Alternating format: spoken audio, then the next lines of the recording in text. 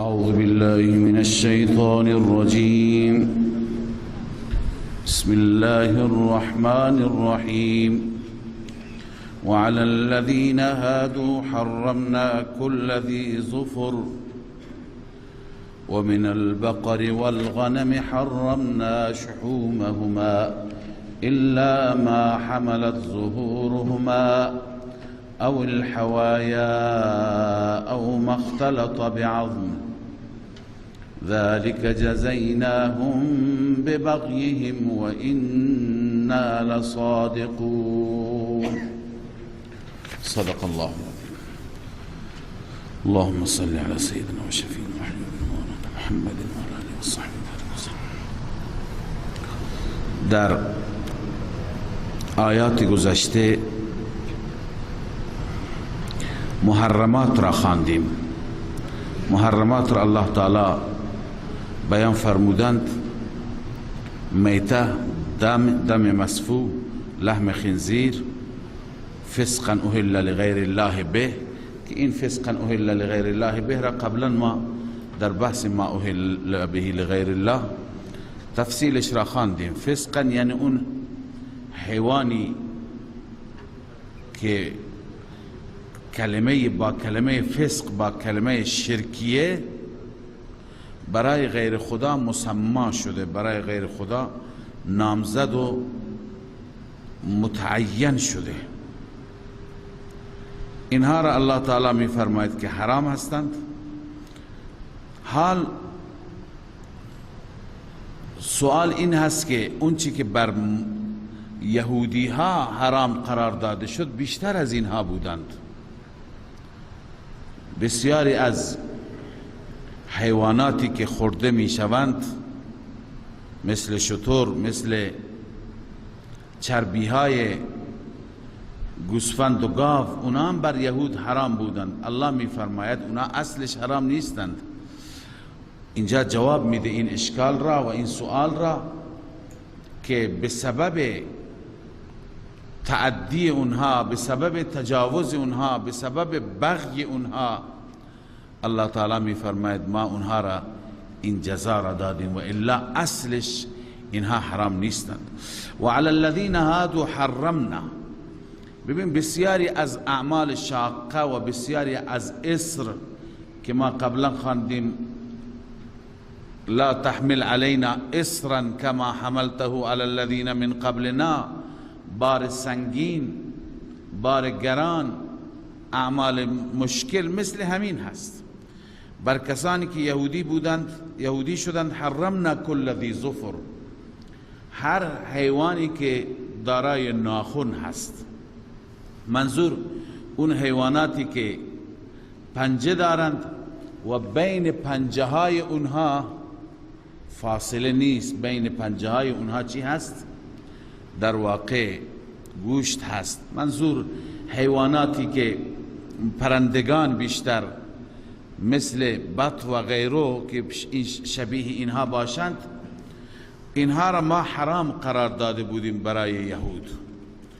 و من البقر والغنم، همچنین از گوسفند و گاو حرمنا علیهم شحومهما، بر یهودی ها حرام قرار دادیم چربی هایشان را، پیشان را، مگر بعضی چربی ها استثناء بودند.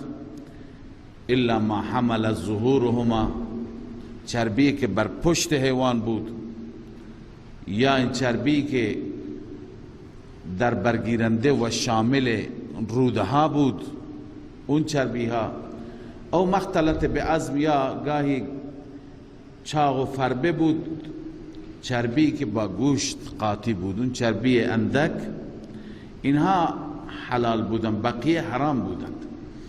خب این اشیاء که برای یهود حرام قرار داده شدند علتش چی بود؟ ذالک جزیناهم ببغیهم. الله می فرماید این کیفر اعمال اونها و جزای اعمال اونها به سبب تجاوز خود اونها، به سبب ظلم اونها بود. و انا لصادقون، همانا ما صادق هستیم. ای فی کل ما اخبرنا یا فی کل ما نقول، هر چی که میگوییم مطابق واقع هست، حقیقت هست. فإن كذبوك فقل ربكم ذو رحمة واسعة. حال جواب شبهه یا سؤال دیگری، اون سؤال این بود که مشرکین میگفتن ما که قبول نکردیم، ما که انکار کردیم، ما که نپذیرفتیم، چرا بر ما عذاب نمیاد؟ جواب دادن الله تعالی که ای پیغمبر بگو که به خاطر اینکه رب من ذو رحمت واسعه، رحمتش بسیار وسیع است، در برگیرنده هست، لذا این وسعت رحمت این موجب شده، وسعت رحمت رب موجب شده که فوراً عذاب نیاد. تأخیر عذاب، مهلت عذاب یه نوع رحمتی هست. شاید به فکر بیفتند، توبه کنند، هرچی مهلت بیشتر داده بشه به یک مجرم این باعث رحمت هست. الله می فرماید فإن كذبوك فقل ربكم ذو رحمت واسعه. اگر شما را تکذیب کردن بگو رب شما ذو رحمت واسعه هست، اینکه عذاب نمیده شما را. ولا يرد بأسه عن القوم المجرمين، اما عذاب او برگردانده نمیشه از قوم مجرم. یعنی بالاخره عذاب هست، نتیجتا عذاب هست.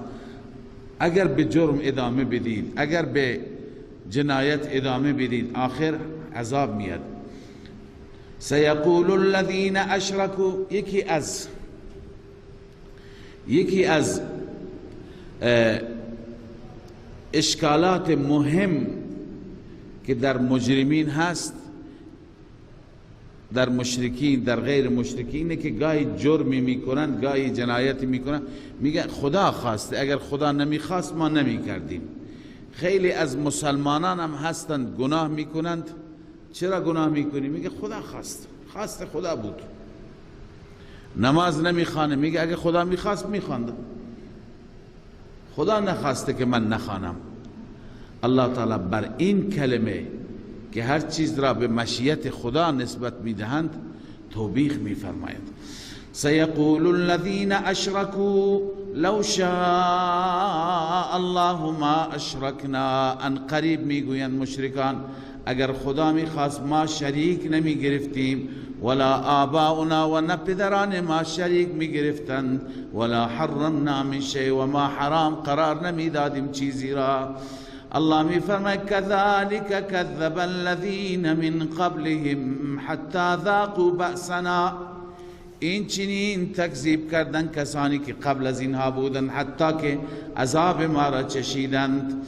قل هل عندكم من علم فتخرجوه لنا.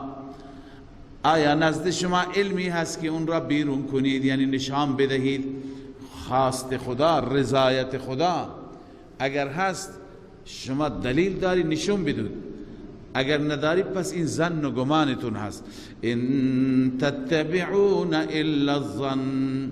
شما پیروی نمی کنید مگر از گمان پیروی می کنید. و این انتم الا تخرسون. و نیست شما مگر تخرسون، یعنی تخمینی شما سخن می گویید.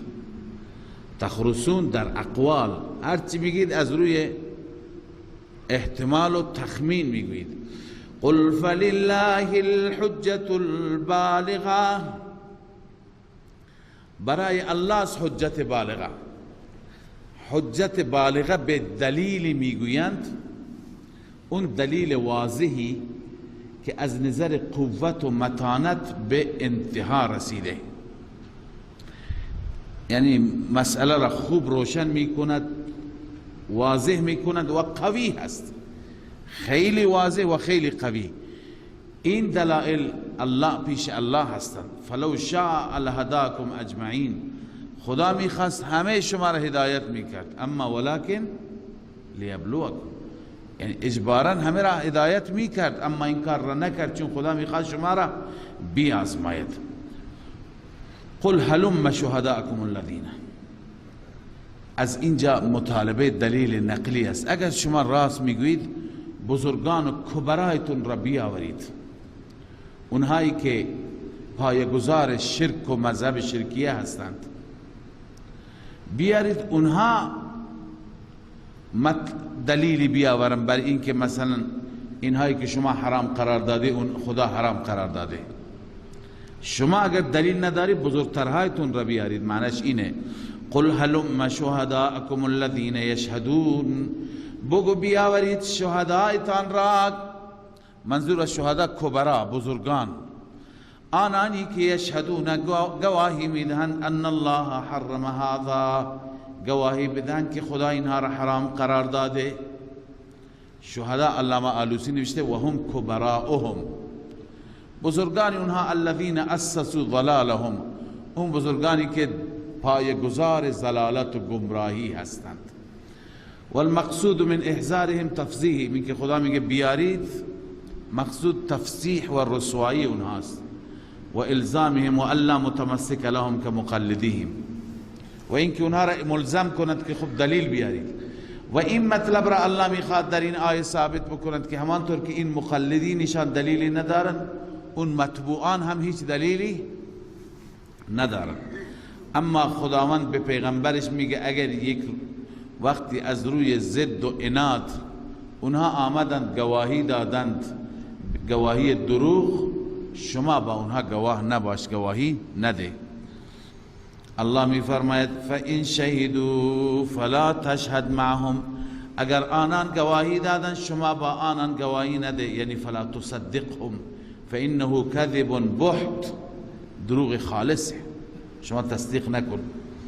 ولا تتبع اهواء الذين كذبوا بآياتنا، شما پیروی نکن از خواهشات، اهوا قبلا خادم آراء باطله منحرفه، از آراء باطله و خواهشات کسانی که تکذیب کردند.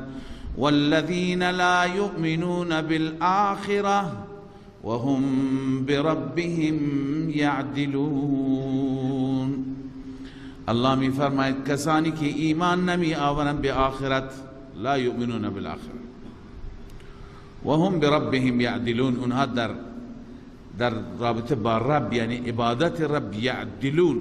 یعدلون قبلا خواندیم دو معنا دارد، یکی عدول یکی عدل.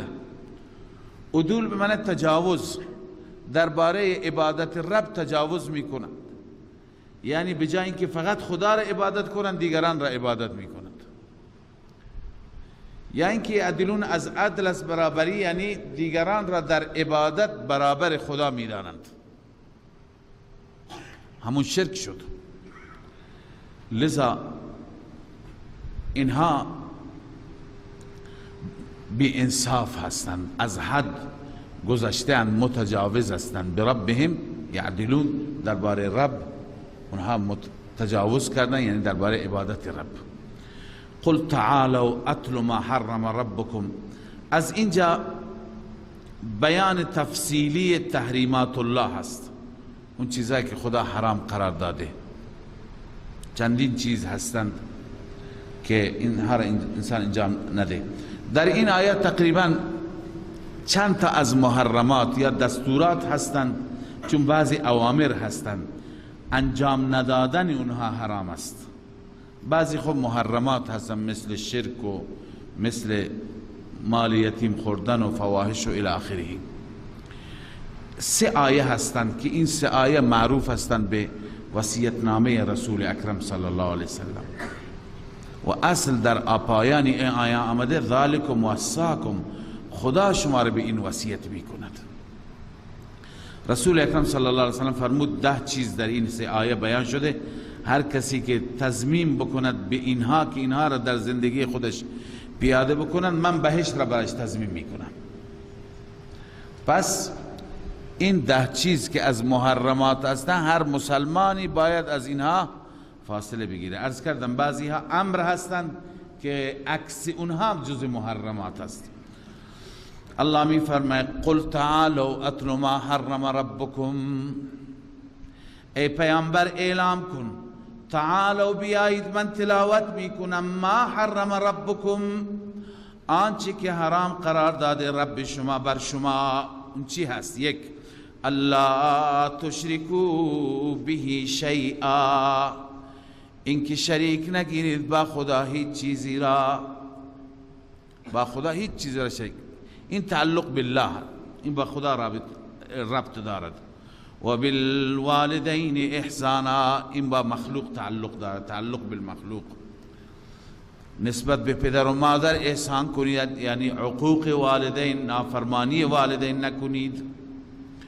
سوم، ولا تقتلوا اولادکم من املاق، اولادتان را از بیم فقر نکشید، از ترس مرگ نکشید اولادتان را.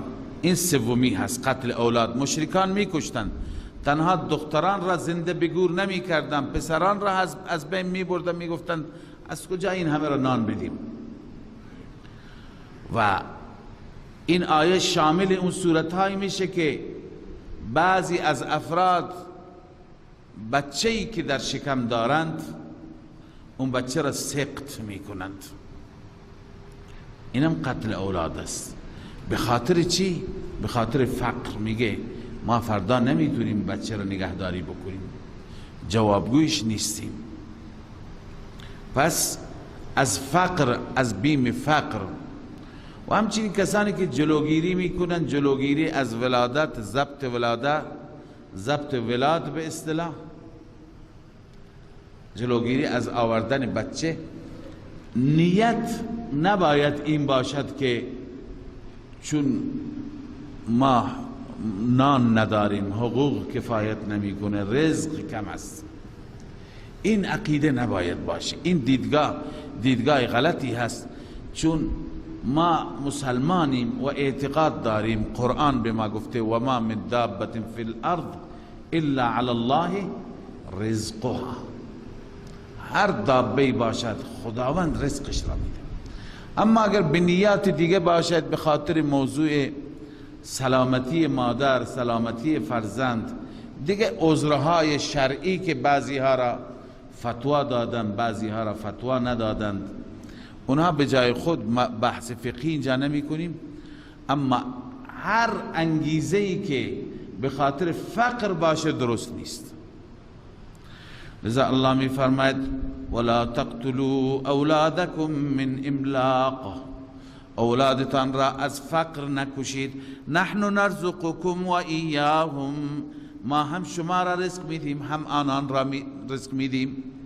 در جای دیگه فرموده نحن نرزقهم و ایاکم، اول اونها را آورده، اونها را رزق میدیم بعد شما را. پس رزق به دست الله است. و چهارم، ولا تقربوا الفواحش، نزدیک کارهای بی حیایی نروید.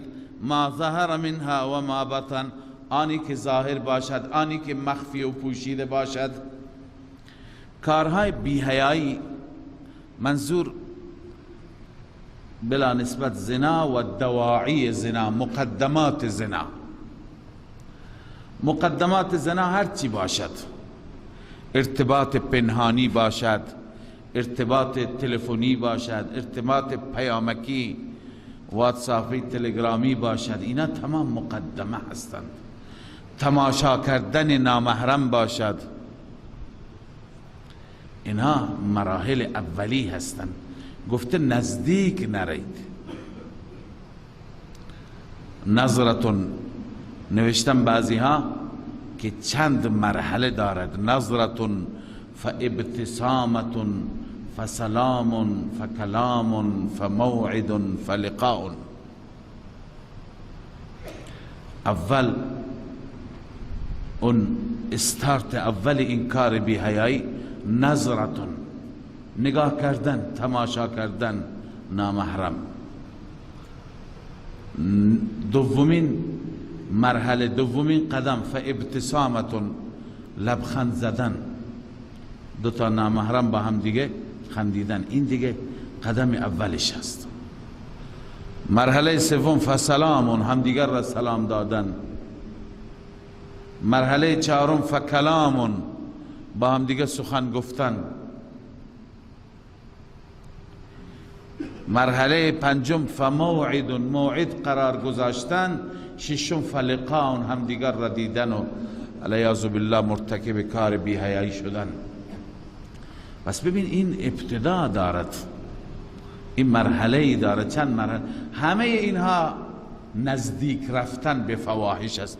ولا تقربوا الفواحش، نزدیک فواحش ندید، چه به صورت ظاهر باشه علنی باشه، چه به صورت مخفیانه باشه. همه این ارتباطات مخفیانه که همدیگر را نمی بینند، در فضای مجازی هستند بین مرد و زن، اینا جایز نیست، اینا جزء و ما بطن است. ولا تقتلوا النفس التي حرم الله الا بالحق، نکشید شما آن نفسی را که خدا حرام قرار داده مگر به حق.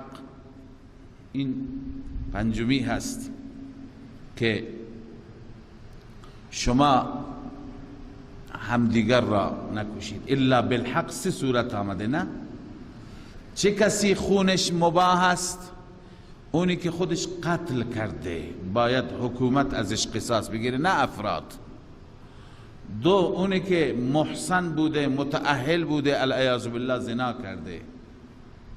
سه، اونی که مسلمان بوده از مسلمانی برگشته مرتد شده، من بدل دینه فاقتلوه. این ستاد کشتنشون جایز است، بغیر از اینها الا بالحق همینه. بغیر از این صورتها کشتن انسان درست نیست، به خاطر جرمهای دیگه، یکی اختلاس کرده، کلاهبرداری کرده، مال برده، اینا باید به کیفر اعمالشون برسن. ولی قتل و اعدام در قرآن و سنت نیامده برای کسی که گناه دیگه میکند. قضات محترم که حکم صادر میکنند بر اساس چه مبنایی خدا بهتر میدوند، ولی در شریعت ما همین سه صورت را داریم. یک، انسان را به خاطر این میکشند که خودش انسانی کشته، یا چون خودش متأهل بود و زنا کرده، یا از دین منحرف شده مرتد شده کفر میکند. بغیر از این صورت بقیه تعزیرات و بقیه حدود هستند، قتل نداریم. بله. ولا تقرب ذلكم وصاكم به لعلكم تعقلون. اینها چیزایی هستن الله شما را وصیت میکنند. وصیت قبلا گفتیم وقتی که نسبتش به خدا باشد معنیش هست حکم تأکیدی، امر تأکیدی، به صورت مؤکد شما را امر میکند لعلكم تعقلون، شاید شما عقل و خرد داشته باشید، فکر کنید. ولا تقربوا مال الیتیم، نزدیک مال یتیم نروید. ببین برای این پنج چیز خداوند تعقل را ذکر کرد. ولا تقربوا مال الیتیم اوفوا الکیل و اذا قلتم فعدلوا، سه تا دیگه هست، و بعد الله اوفوا، چهار تا دیگه. برای اینها تذکر را استفاده کرد. چرا؟ چون هر کس من جمله مشرکین هم میدونستند، معتقد بودند خوردن مال یتیم چی هست؟ حرام است. اونا میدونستند در کیل و وزن خیانت کردن درست نیست. اونا میدونستند باید عدالت کرد، ظلم نکرد. اونا میدونستند به عهد باید پیمان بود، پیمان شکن نبود. لذا برای این چهار چیز ادنا تذکری لازم است. نیاز به دلیل و نیاز به عقل و نیاز به فکر نیست.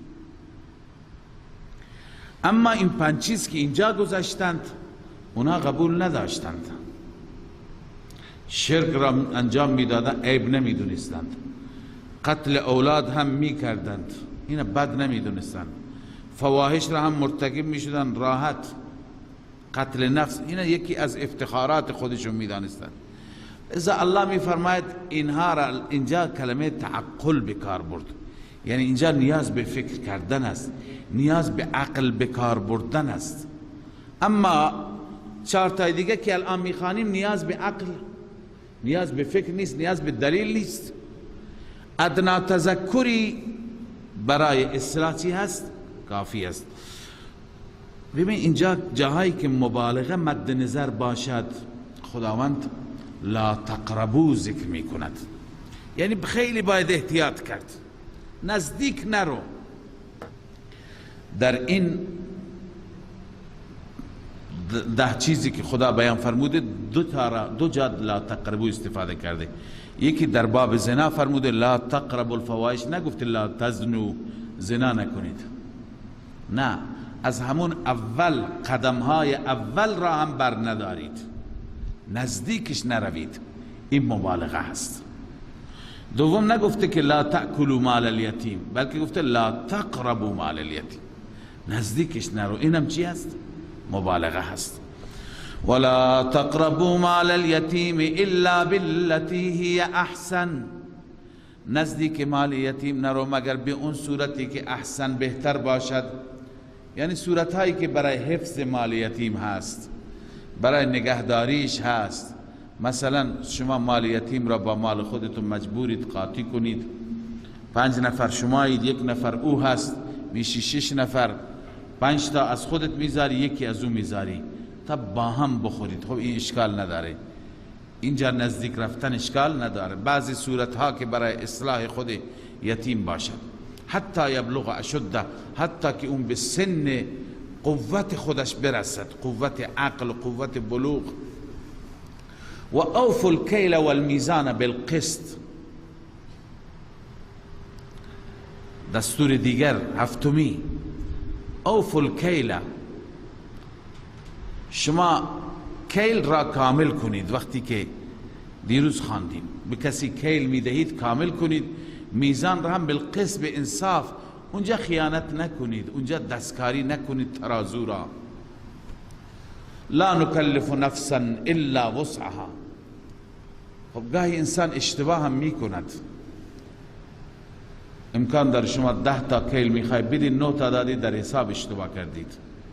گاهی واقعا ترازو خراب بود، شما متوجه نبودید. برای اینا مؤاخذه نیست، مؤاخذه بر اون چیزایی است که در وسع و توان انسان است، میدوند و عمدن نمی کند. لا نکلف نفسا الا وسعها، ما هیچ نفسی را مکلف نمی کنیم مگر به اندازه وسعش. ذالکم و اذا قلتم فعدلوا، هرگاه سخن گفتید، چه فیصله میخواستی بکنید، چه شهادت میخواستی بدید، فعدلوا، عدالت را در نظر بگیرید. ولو کان ذا قربا، گرچه طرف شما ذا قربا باشد، خویشاوند. یعنی شهادت بر علیه خویشاوند یا داوری بر علیه خویشاوند بود، باشه، شما تقوا را در نظر بگیرید، خدا را در نظر بگیرید. و نهمین، و بعهد الله اوفو، عهد و پیمانهای خدا شما وفا بکنید. پیمان و عهد خدا زیاد هستند. یکی از اونها وقتی لا اله الا الله خواندی، تمام فرایض و واجبات، این یک عهدی با خدا بستی، وفا کن. ذالکم وصاکم به لعلکم تذکرون، این مواردی هستند که الله شما را وصیت میکنه به اینها، شاید شما پند بگیرید، پند و اندرز بگیرید با این وصیت های الهی. و ان هذا، این دهمین هست. دهمین موضوع توحید است. ان هذا صراطی مستقیما، این راه مستقیم من هست، یعنی دین اسلام، دین توحید. فاتبعوه، او را پیروی کنید. ولا تتبعوا السبل، راههای دیگر، راههای کجکوج دیگر را پیروی نکنید.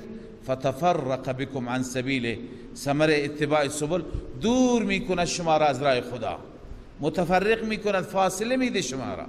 ذالکم وصاکم به لعلکم تتقون، این هم تاکید تعمیل است. خدا شما را به این چیز وصیت میکند شاید شما بترسید از خدا، تقوا را پیش بگیرید، یا بترسید از مخالفت راه حق. ثم آتینا موسى الكتاب تماما على الذي احسن و تفصیلا لكل شيء. این ثم تعقیب ذکری هست، نه اینکه بعد از اینها ما به موسی کتاب دادیم، بعد از این موارد. نه، تعقیب ذکری معنیش اینه که بعد از این مورد الان این را یاد کن، الان این را گوش کن. ما دادیم به موسی علیه السلام کتاب، منظور تورات است. تماما علی الذی احسن، علی الذی احسن، این فضیلت اول تورات است که کامل بود تماما. یعنی چی؟ کتابی که کامل هست. اما علی الذی احسن، بر اون کسی که مخلص باشد، محسن باشد، یعنی منیبین کتاب. چه کسانی از کتاب استفاده می کنند؟ اهل احسان و اخلاص. و تفصیلا لکل شیء، فضیلت دوم در این تورات هر چیزی با تفصیل بیان شده. قبلا خواندیم لکل شیء، کل استغراق اضافی است، یعنی هر آنچه که نیاز به او در اون شریعت بود. و هدى و رحمتا، فضیلت سوم و چهارم هدایت بود علما و رحمتا، رحمت بود عملا. لعلهم بلقاء ربهم یؤمنون، حکمت دادن کتاب، خدا به اونها کتاب داد شاید اونها به ملاقات پروردگار ایمان بیاورند، به روز معاد ایمان بیاورند و باور کنند. و هذا کتاب انزلناه مبارک، ترغیب به سوی قرآن. الله می فرماید بعد از اون این کتاب کتابی هست که ما نازل کردیم، کتاب مبارکی هست. فاتبعوه، دو تا فضیلت بیان شد. یکی انزلناه، خدا نازل کرده، این خودش شرف بزرگی هست. دوم این که مبارکون، سراپا برکت است. فاتبعوه الان فریضه امته، شما امت وظیفه تو چیه؟ اول فاتبعوه، دوم واتقوه. فاتبعوه، این کتاب را پیروی کنید. واتقوه، و از خدا بترسید. لعلکم ترحمون، شاید شما مورد رحم قرار بگیرید. ان تقولوا انما انزل الكتاب على طائفتين، این حکمت و فلسفه هذا کتابون هست. منظور اینه خدای تعالی چرا قرآن را نازل کرده؟ به خاطر اینکه فردا بهانه نیارید بگید خدایا بر دو گروه فقط کتاب آمد، یکی بر یهود تورات آمد، دوم بر مسیحیان انجیل آمد، برای ما چیزی نازل نشد. اگر برای ما کتابی مثل اونا نازل میشد ما بر هدایت بیشتر بودیم. لذا الله می فرماید این کتاب را برای جلوگیری از این بانها ما فرستادیم. ان تقولوا، ای کراهت ان تقولوا، کراهیت ان تقول، یا لئلا تقولوا، تاکه نگویید یک وقتی انما انزل الكتاب على طائفتين من قبلنا، جز این نیست که کتاب نازل شد بر دو گروه قبل از ما، یعنی بر یهود و نصارا.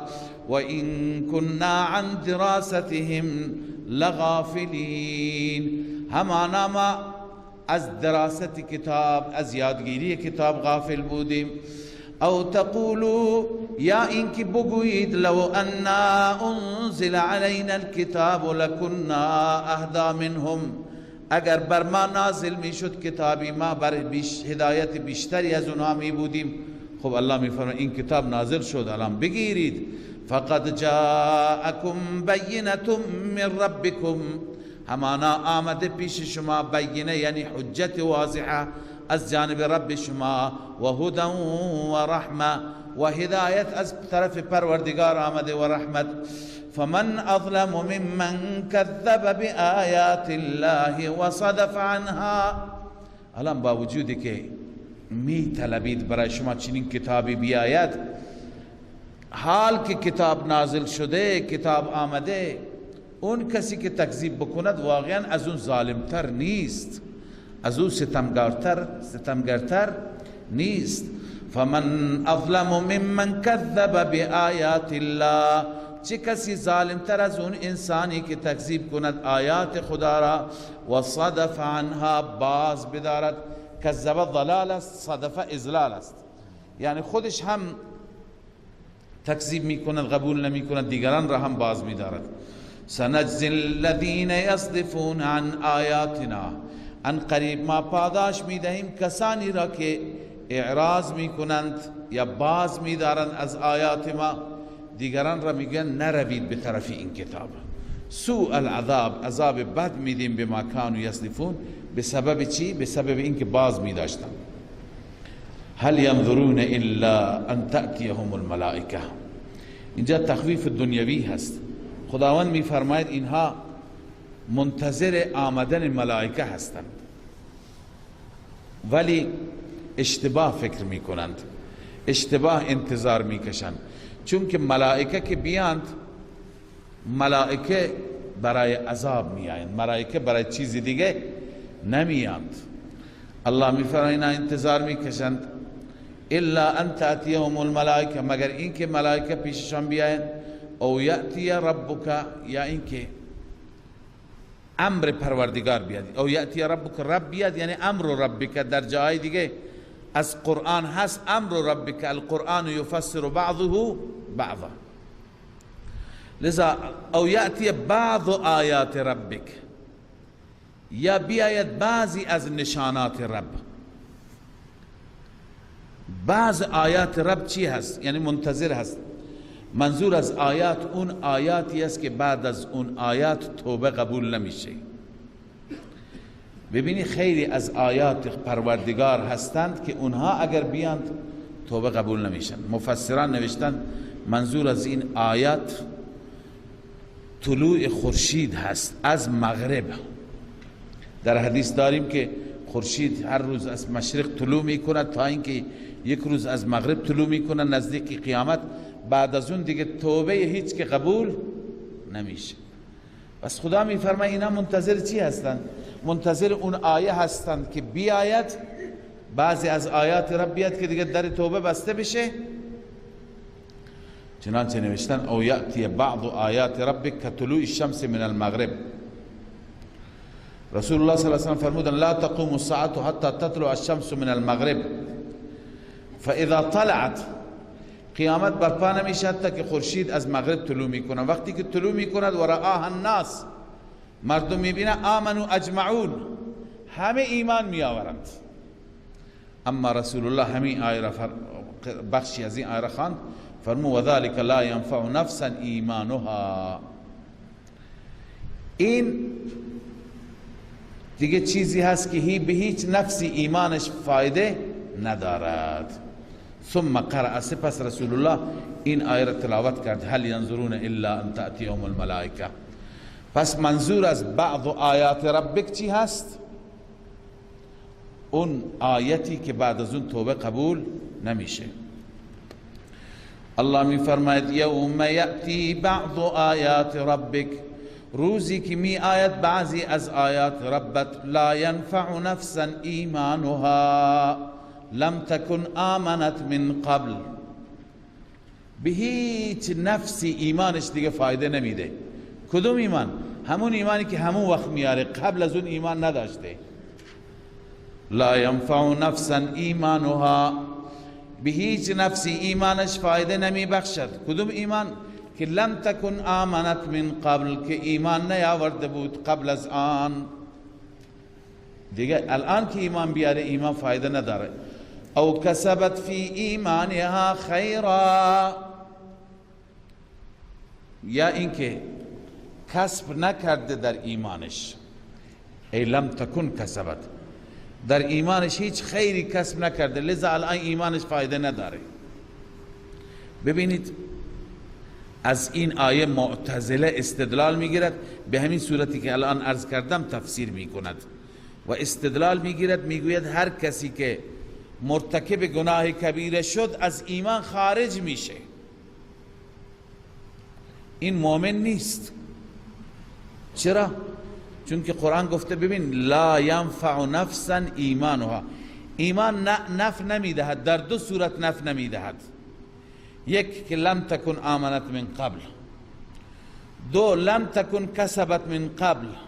معنیش اینه قبل از این در ایمان هیچ کسبی نکرده، یعنی هیچ عملی انجام نداده. خب عمل که انجام نداده میگه پس کافر شده، لذا الان ایمانش برایش فایده نداره. این توجیه معتزله هست. اما اهل سنت معتقدند که اینجور نیست، بلکه این از قبیل الفتها تبنا و ماء باردن هست. یک فعلی هست و دوتا معمول دوم دیگه فعلی دارد. ما وقتی میگه الفتها تبنا، من به اون حیوان، به اسب و شتر آب تبنا کاه دادم، خوراندم او را، و ماء باردن باید باشه و سقیتها ماء باردن. ماء بارد را علف نمیدهند، به عنوان علف نمیدهند. پس اینجا هم این چنین هست. حضرت شیخ رحمه الله میفرماید اصلش این بوده: لا ينفع نفسا عملها لم تكن کسبت فی ایمانها خیرا. یعنی به هیچ نفسی عملش فایده نمیدهد. چرا؟ چون که لم تکن کسبت فی ایمانها خیرا، قبل از این در ایمانش خیر نداشت. به تعبیر ساده عرض کنم، کسی که در زندگی عمل نکرده، خب الان که وقتی که اون آیه را میبیند و عمل میکند، این عملش برایش مفید نمیشه. این عملش برایش مفید نمیشه. علامه آلوسی اینطور گفته: ای لا ینفع نفسا ایمانها. یکی که ایمان نداشته الان ایمان میاره، فایده نداره.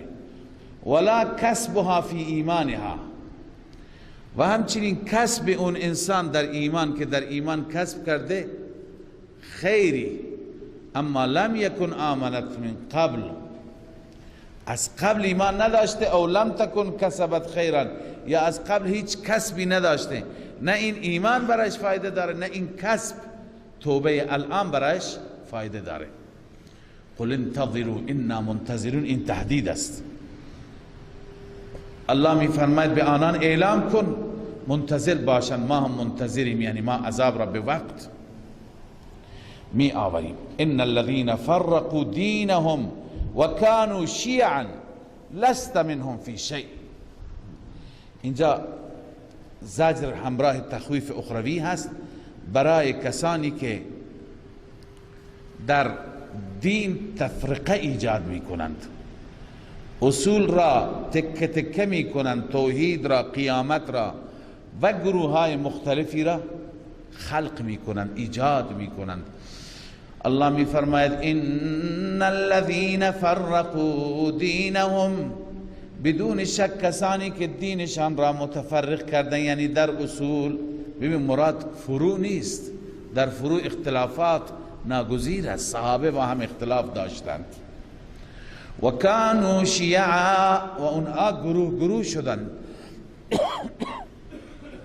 لست منهم فی شیء، شما از آنان در هیچ چیزی نیستید، یعنی جایگاهی، یعنی شما با اونها کار ندارید. انما امرهم الی الله، جزی نیست که امر و معاملهشون سپرده به خدا. ثم ینبئهم بما كانوا یفعلون، سپس الله آنها را خبر میده که اینها چی کردند. من جاء بالحسنة فله عشر امثالها، این بشارت است همراه با تخویف اخروی. هر کسی کار نیکی انجام بده برای او هست 10 امثالها، 10 درجه، 10 برابر. هر نیکی را الله به اندازه 10 برابر ثواب میده. و من جاء بالسیئه، هر کسی سیئه مرتکب بشه، کار بدی مرتکب بشه، فلا یجزا الا مثلها، او پاداش داده نمیشه مگر مثل همون سیئه، به اندازه همون کار. ببین قدرت و رحمت خدا را که نیکی را 10 برابر، اما بدی را به اندازه بدی. حتی در روایت اینطور میاد گاهی بدی نیکی نوشته میشه.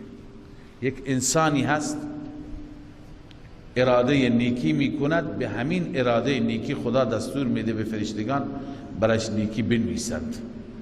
بعد وقتی که عملا نیکی را انجام میده میفرماید 10 تا دیگه برایش بنویسید.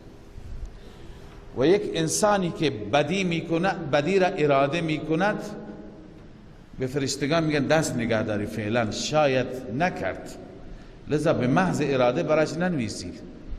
بعدا وقتی که موعد رسید و منصرف شد، گفت نمی کنم، برای نکردن خدا میفرماید برایش اجر بنویسید که نکرد. و اگر کرد، مرتکب شد، الله تعالی میفرماید برایش یک بدی بنویسید، بیشتر نه. پس این رحمت است. الله میفرماید من جاء بالحسنة فله 10 امثالها، هر کسی که حسنه انجام بدهد برایش 10 برابر هست. و من جاء بالسیئه، هر کسی مرتکب سیئه بشه فلا یجزا الا مثلها، اون پاداش داده نمیشه مگر مثل همان سیئه. و هم لا یظلمون، آنها ظلم نمیشه. قل اننی هدانی ربی الى صراط مستقیم. در پایان سوره چند تا اعلام هستند، اعلام هستند که در این اعلام ها اصل عقیده هست، رد رسومات است، رد شرک هست و خلاصه کل دین هست. اعلان اول قل اننی هدانی ربی الى صراط مستقیم، اعلام بفرما که رب من مرا هدایت کرده به صراط مستقیم. دینا قیما، این تفسیر صراط مستقیم یا بدل است از صراط مستقیم، یعنی دین قیم، دین مضبوط، دین محکم، یعنی ملت ابراهیم. این عطف بیان است. منظور از دین مضبوط چیه؟ یعنی ملت ابراهیم که حنیف بود، یکسو بود. معنای حنیف و ما کان من المشرکین، نه اعتقادا و نه عملا، مشرک نبود. اعلام دوم قل ان صلاتی و نسکی، اعلام بفرما همانا نماز من یعنی عبادت های جانی من، و نسکی و عبادت های مالی من. نسک اون چیزی که انسان در راه خدا میکشد. و محیای و مماتی، حیات من موت من، لله رب العالمین، برای الله است، آن اللهی که رب عالمیان است، آن اللهی که لا شریک له، شریکی برایش نیست. و بذلک امرتو، و به من محمد این چیز دستور داده شده که برای خدا هیچ شریک وجود ندارد. و انا اول المسلمین، من اولین مسلم هستم، منقاد و مطیع هستم. اعلام سوم قل اغیر الله ابغی ربا، آیا غیر از خدا من بطلبم ربی؟ و هو رب کل شیء. همه اعلانات در جهت توحید است، در حالی که رب هر چیز الله است. ولا تکسب کل نفس الا علیها، هر نفسی هر چی کسب میکنه به ضرر خودش است، یعنی هر نفسی عمل انجام میده ضررش را خودش میبینه. ولا تزر وازرة وزر اخرى، هیچ کسی بار دیگری را به دوش نمیگیرد، بار گناه دیگری را. این در پاسخ مشرکین است که میگفته اتبعوا سبیلنا ولنحمل خطاياكم، راه ما را بگیرید، هرچی خطای شماست ما به دوش میگیریم. پس الله میفرماید که هیچ کس به دوش نمیگیرد. وازره یعنی حمل کننده گناه، این حمل کننده گناه بار نمیدارد، وزر اخرى بار دیگری را. ثم الى ربكم مرجعكم، سپس رجوع شما، بازگشت شما به سوی پروردگارتان هست. فینبئکم بما کنتم فیه تختلفون، الله شما را خبر میده به آنچه که در آن اختلاف میکردید، یعنی دین حق را الله برای شما توضیح میده. و هو الذی جعلکم خلائف الارض، در پایان سوره هم ترغیب است برای طاعت و بندگی. الله ذاتی هست که شما را قرار داد خلائف الارض، خلیفه های زمین. عرض کردم خلیفه به چه معناست؟ یخلف بعضکم بعضا و رفع بعضکم درجات، بعضی از شما درجاتشان را بلند قرار داد، رفیع قرار داد. الله تعالی به بعضی عزت داد، به بعضی نداد. لیبلوکم فیما آتاکم، تا که بیازماید شما را در آنچه که خدا داده، ببیند چقدر شما شکرگزار نعمتید، چه اندازه شما دنبال رضایت الله هستید. ولی در آخر ترغیب و ترهیب، هم بیم میدهد هم تشویق میکند. ان ربک سریع العقاب، همانا رب تو زود عذاب میدهد. زود عذاب میدهد برای کسی است که چی؟ ناسپاسی بکند. و انه لغفور رحیم، همانا رب العالمین بخشاینده و مهربان است. لمن قام بشکرها، این برای کسی هست که شکر خدای عزوجل را به جا می آورد و کفران نعمت نمی کند.